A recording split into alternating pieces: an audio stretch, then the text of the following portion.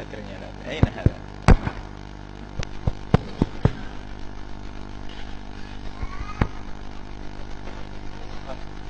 Assalamualaikum warahmatullahi wabarakatuh. Assalamualaikum. Ini mengenai beras fitrah, Bu ya. Kalau sebagian beras fitrah itu dibagikan kepada fakir miskin. Apa tadi? Beras fitrah. Beras fitrah. Yang hari raya, yang hari raya Idul Fitri, ya. Sebagian dibagikan kepada fakir miskin dan sebagian ada yang dijual untuk diberikan kepada sabilillah. Itu bagaimana hukumnya, Bu ya? Apa Bu diperbolehkan atau tidak? Assalamualaikum warahmatullahi wabarakatuh. Siapa fisabilillah? Yang memberi ceramah seandainya di musola-musola begitu. Ya. Assalamualaikum warahmatullahi wabarakatuh. Assalamualaikum warahmatullahi wabarakatuh. Ini mungkin ibu terlambat ya. Terlambat datang, terlambat ngajinya. Nggak apa-apa, dimaafkan ibu. Sudah dibahas lama ini, sering dibahas.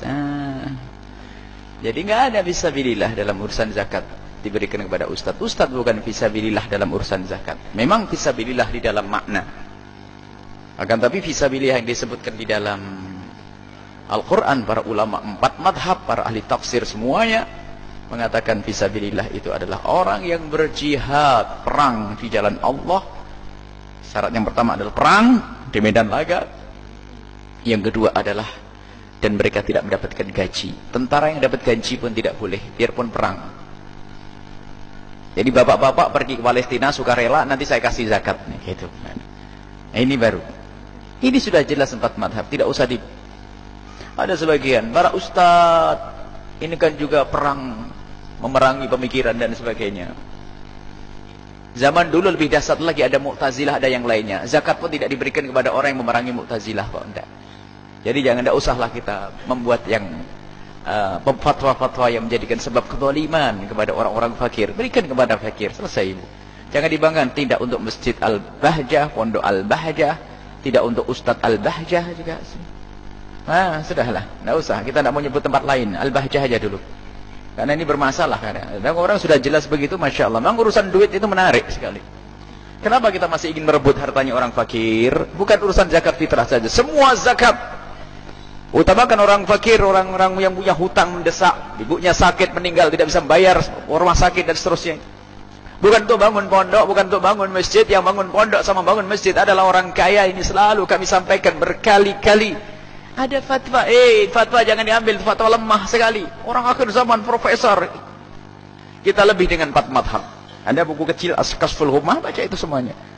Kalaupun ada fatwa ulama yang mengatakan semacam itu, apakah semua fatwa lemah harus diikuti? Kita berpikir juga dong.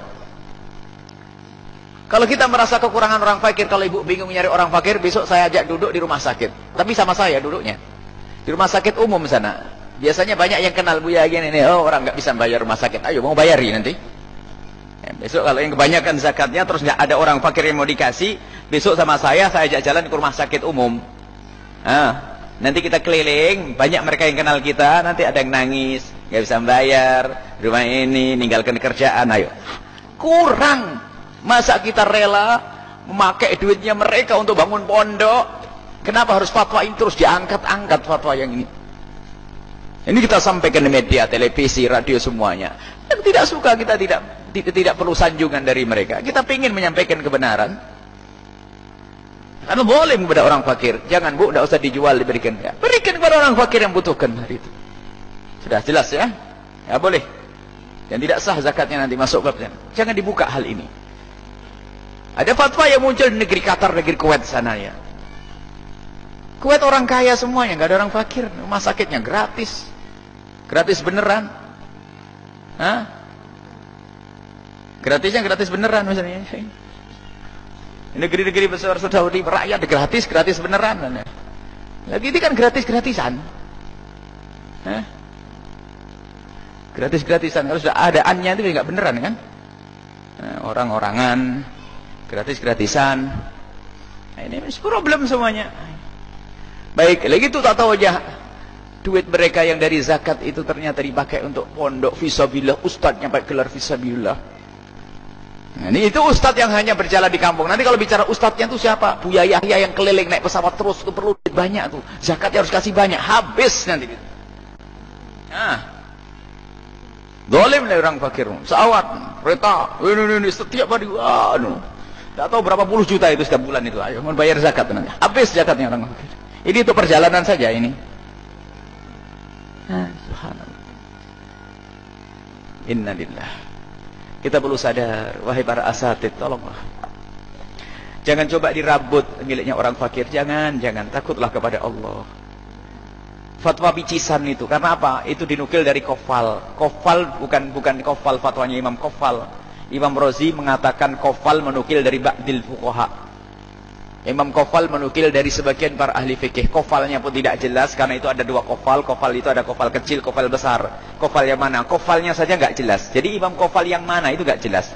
Tidak bisa dikembalikan kepada kitabnya Imam Kofal. Sebab Imam Kofal dua-duanya kitabnya nggak ada menyebut itu. Jadi pasti bingung kofal yang mana. Kemudian setelah itu Imam Kofal pun ternyata nukil an ba'dil fuqaha, sebagian ahli fikih. Ahli fikihnya yang mana? Nggak disebutkan. Jadi dari majhul an majhul. Dari orang yang tidak dikenal, tapi jadi fatwa favorit karena bisa untuk beli mobil, untuk bangun pondok dibangun dari duit zakat. Innalillah. Tidak, sudah kita pakai gubuk saja, alhamdulillah. Al-Bahjah tidak dibangun dengan duit zakat, makanya pakai gubuk kan, yang di pinggir gubuknya, ini tengah bukan gubuk. Ada apa gubuk kan, alhamdulillah, karena Al-Bahjah pakai zakat, tidak digunakan untuk bangun pondok, kasihan orang fakir. Sehingga Al-Bahjah bangunannya pakai gubuk, yang gubuk.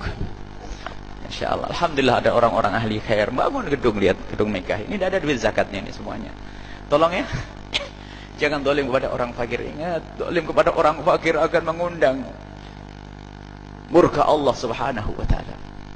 Biarpun ada fatwa-fatwa yang disampaikan oleh sebagian ulama, tidak semuanya kita ambil fatwa itu. Sebab ulama 4 mazhab sudah menjelaskan. Kita harus takut kepada Allah Subhanahu wa Ta'ala. Adapun bagi siapapun yang sudah terlanjur menggunakan zakat itu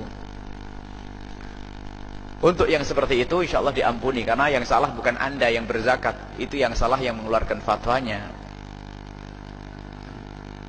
Dan kami pun tidak menyalahkan ulama yang mengeluarkan fatwa itu. Akan tapi mereka menukil dan mereka berusaha berijtihad. Biarpun mereka tahu kalau dirinya bukan mujtahid. Mereka bukan mujtahid, tapi mereka berijtihad, ya. Kita harus paham, selagi mereka bukan mujtahid, ijtihad mereka ya ntar dulu dong. Baik, ini saja insyaallah. Kita harus hati-hati urusan. Kalau masih keras hati orang-orang yang suka ngambil zakatnya orang-orang fakir itu, kalau masih keras hati, dengar Nabi SAW. Dalam hadis qudsi, ana indal munkasirati qulubu. Aku bersama orang-orang lemah hati yang sakit, fakir dan sebagainya. Innallaha sayansurukum bidu'afaikum. Hal turzakuna illa bi fuqara'ikum. Allah akan memberikan rezeki kepada kita orang fakir. Coba kalau kita belum lembut hati kita, dekat sama orang fakir. Kampung kita sering kita kunjungi, bagaimana cara mereka makan mereka, hidup mereka, kesusahan mereka. Datang ke rumah-rumah sakit umum yang datang ke mereka agar hidup hati ini. Jamaah yang kaya-kaya saja, setiap datang ke rumahnya dikasih duit banyak, makan dan sebagainya. Datang ke pondok pun demikian, malah lagi ke jamaah ini. Datang ke jamaah yang fakir. Jadi tiba-tiba justru kita datang ke sana ngomong, saya mau pinjam duit kiai. Ya, itu yang hebat itu, ayo. Ini. Dan itu akan menghidupkan hati kita. Dan hendaknya seperti itu. Sayyidina Umar bin Khattab, lihat, hidup hati beliau dekat dengan orang-orang fakir. Dan memang tidak sebaiknya kiai sering datang ke rumahnya orang kaya ini. Hei orang kaya, jangan tersinggung orang kaya. Orang kaya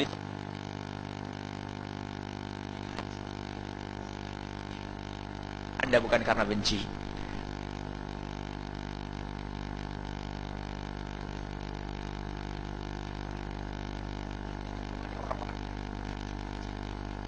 Dirinya rusak hatinya. Takut ghaniyan liginahu taba'anhu thulutsa dinihi. Orang yang bertawadhu dengan orang kaya karena kekayaannya akan hilang 2/3 agamanya.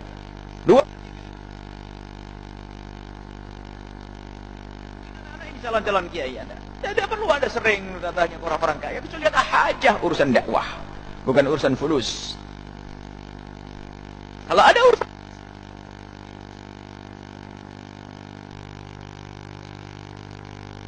makanya mungkin ada, subhanallah, bahkan ada ibu. Ini ada bagi kita, ya Allah, masya Allah. Ini orang-orang yang berjuang di sini ikhlas bu. Yang jual, ini ada yang jualnya ratusan.